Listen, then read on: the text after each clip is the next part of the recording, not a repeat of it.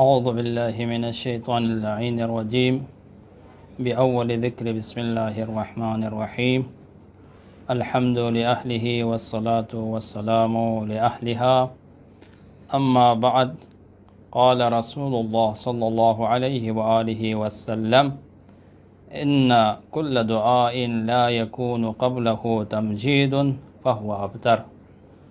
محترم سامعین، آپ لوگوں کی خدمت میں دعا کے موضوع پر گفتگو ہو رہی تھی۔ آج انشاءاللہ کوشش کروں گا دعا کے آداب کے بارے میں کچھ جملات عرض کروں۔ دعا کے آداب میں سے پہلا ادب یہ ہے کہ اس دعا کی ابتدا خداوند عالم کی حمد و ثنا کے ذریعے سے کی جائے۔ خداوند عالم کے تحمید اور تمجید کے ذریعے سے اس دعا کی ابتدا کی جائے۔ اس دعا کی ابتدا مشہور دعائیں ہیں، ان کے بعض جملات سے کیا جائے۔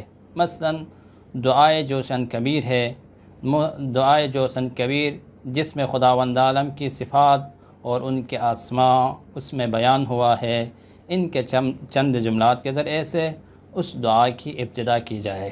یا جو دعا امام امیر المؤمنین علیہ السلام سے مروی ہے، اس دعا سے اس انسان کی دعا کی ابتدا کی جائے۔ وہ یہ کہ وہ دعا یا من هو اقرب من حبل الورید یا من هو یحول بین المرء وقلبه یا من هو بالمنظر الاعلی یا من هو لیس کمثلہ شیء۔ اس دعا کے ذریعے سے انسان اپنے دعا کی ابتدا کرے۔ خداوند عالم کی حمد و ثنا اور ان کی تحمید اور تمجید کے بعد انسان اپنے گناہوں کی استغفار کرے، انسان اپنے خطاؤں کی اعتراف کرے۔ اس کے بعد انسان خداوند عالم کی جو نعمتیں ہیں اس کو یاد کرے اور اس کو گنے، جس طرح امام ابا عبداللہ الحسین علیہ السلام نے دعائے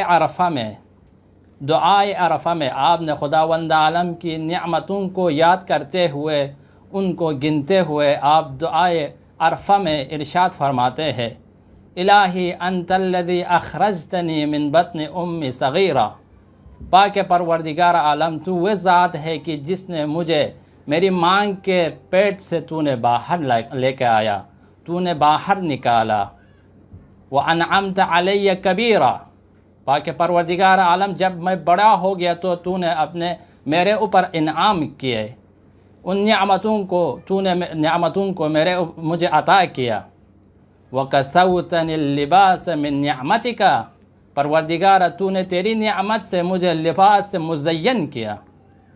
اسی طرح امام سجاد علیہ السلام دعائے ابو حمزہ ثمالی، یہ وہ دعا ہے کہ ماہ مبارک رمضان میں سحری کے اوقات میں پڑھی جاتی ہے، کہ جس میں امام علیہ السلام خداوند عالم کی نعمتوں کو یاد کرتے ہوئے ارشاد فرماتے ہیں، سیدی انا الصغیر الذی ربیتہ، پاک پروردگار عالم اے میرے سید و سردار، تو وہی ہے کہ جس نے مجھے بچپنے میں، جب میں بچپن تھا تو اس وقت تو نے مجھے پال لیا۔ وَأَنَا الْجَاهِلُ الَّذِي هَدَيْتَهُ، میں وہی جاہل ہوں کہ جس کی تو نے میری ہدایت کیا سیدھے راہ کی طرح۔ وَأَنَا الضَّالُ الَّذِي هَدَيْتَهُ وَأَنَا جَاهِلُ الَّذِي عَلَّمْتَهُ، یعنی میں وہ انجان تھا کہ جس کی تو نے راہ راست کی طرف ہدایت کی اور علم سے مجھے آپ نے نوازا۔ وَأَنَا الضَّعِيفُ الَّذِي قَوَيْتَهُ، میں وہ ضعیف و کمزور تھا جس کو تو نے قوی اور قدرت دی۔ وَأَنَا الْفَقِيرُ الَّذِي أَغْنَيْتَهُ، میں وہ فقیر تھا کہ جس کو تو نے غنی کر دیا۔ وَأَنَا الْجَائِعُ الَّذِي أَشْبَعْتَهُ، میں وہ بھوکا تھا جس کو تو نے سیراب کیا، جس کو تو نے سیر کیا۔ وَأَنَا الْعَطْشَانُ الَّذِي أَوْرَيْتَهُ، اور میں وہ پیاسا تھا جس کو تو نے سیراب کیا۔ وَأَنَا الذَّلِيلُ الَّذِي أَعْزَزْتَهُ، میں وہ ذلیل اور پس بندہ تھا کہ جس کو تو نے عزت بخشا۔ یعنی اس طرح کے جملات انسان ادا کرے کہ خداوند عالم کے سامنے حمد و ثنا اور اپنے عاجزی اور اپنے محتاجی کو انسان بیان کرے، پھر اس کے بعد انسان دعا شروع کرے تو یقیناً اس کی دعا قبول ہو جائے گی۔ لہٰذا دعا کے پہلے آداب میں سے ادب یہ ہے کہ خداوند عالم کے حمد و ثنا ان چیزوں کے ذریعے سے انسان دعا کی ابتدا کرے۔ دعا کے آداب میں سے دوسرا ادب یہ ہے کہ انسان محمد اور آل محمد صلی اللہ علیہ وآلہ وسلم پر صلوات اور درود بھیجے، کہ جس کے بارے میں نبی اکرم صلی اللہ علیہ وسلم ارشاد فرماتے ہیں صلاتکم علی اجابۃ لدعائکم وزکاۃ لاعمالکم۔ رسول اکرم صلی اللہ علیہ وآلہ وسلم یہاں پر ارشاد فرما رہا ہے تمہارا میرے اوپر درود اور صلوات بھیجنا تمہارے دعاؤں کی قبول کا سبب ہوگا، تمہارے مال کے لیے یہ زکوٰۃ ہوگا۔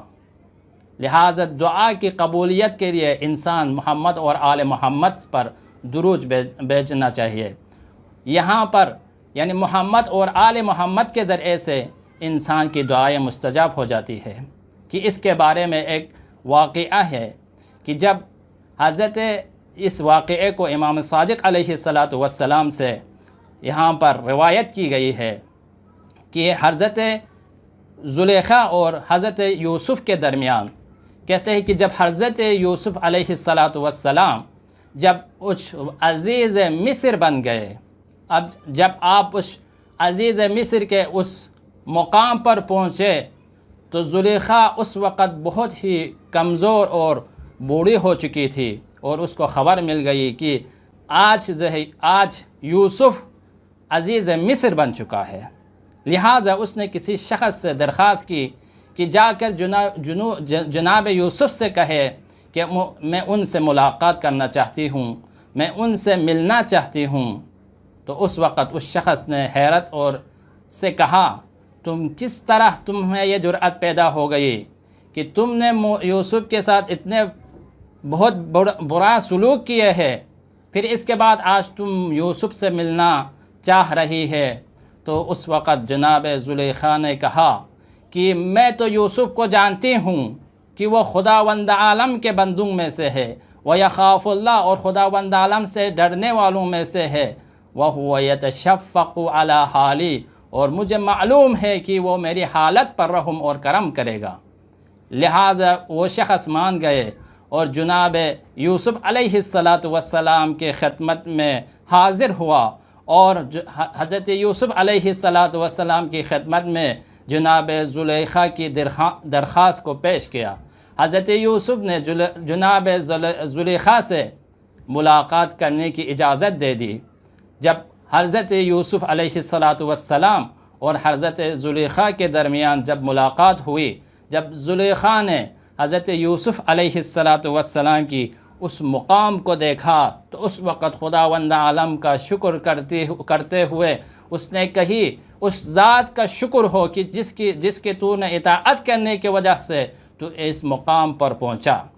جناب یوسف علیہ السلام نے جب جناب زلیخا کو دیکھا تو اس وقت زلیخا نے آپ کے ساتھ جو سلوک کیا تھا اس کو آپ کے ذہن میں آیا، تو آپ نے جناب زلیخا سے سلوک کیا کہ کس بنا پر تو نے میرے ساتھ وہ سلوک کیا، کیوں میرے ساتھ برا سلوک کیا، کیوں تو نے مجھ کے اوپر تہمت، مجھ کو گناہ کی طرف لے جانے کی کوشش کی۔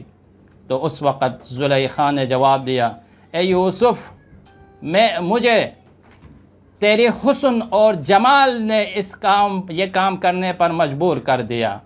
تو اس وقت حضرت یوسف علیہ السلام نے ارشاد فرمایا کہ اگر تو آخری زمان کے جو رسول محمد مصطفیٰ صلی اللہ علیہ وآلہ وسلم ہے، اگر اس کے جس کا جمال ظاہر اور باطن دونوں کے اعتبار سے مجھ سے زیادہ حسین اور کمال اور جمال میں مجھ سے زیادہ آگے ہوں گے، بلند ہوں گے، تو اس وقت حضرت زلیخا نے کہی صدقت، میں نے اس کی تصدیق کی۔ حضرت یوسف نے پوچھا کہ جب اس وقت کس طرح اس کی معرفت حاصل ہوئی؟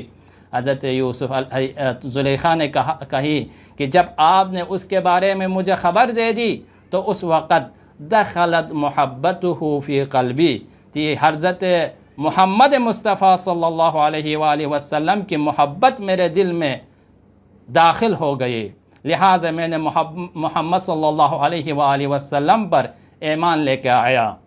اتنے ہی عرصے میں حضرت جبرائیل علیہ السلام نازل ہوا اور حضرت یوسف علیہ السلام سے مخاطب ہو کر کہا ان اللہ یحب الزلیخا، خداوند عالم حضرت زلیخا کو چاہتا ہے، لأنہا یحبہا محمد، کیونکہ حضرت زلیخا حضرت محمد صلی اللہ علیہ وآلہ وسلم سے محبت کرتی ہے، ان کو چاہتی ہے، لہٰذا خداوند عالم بھی حضرت زلیخا کو چاہتا ہے، اور حضرت یوسف علیہ السلام کو حکم دیا کہ جناب زلیخا کے ساتھ شادی کر لے۔